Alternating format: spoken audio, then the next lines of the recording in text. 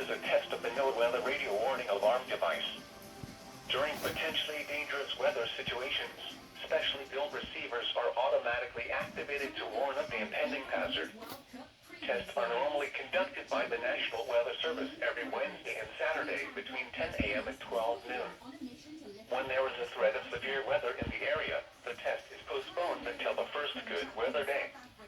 Reception of this broadcast and the alarm tone will vary from place to place.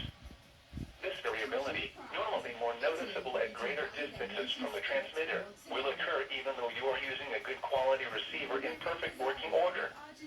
The warning alarm will be activated for severe thunderstorm, tornado, and flash flood watches, and for severe weather warnings affecting the following counties in the KIH 54 listening area: Bibb, Blunt, Chilton, Coosa, Jefferson, St. Clair, Shelby, Tuscaloosa, and Walker.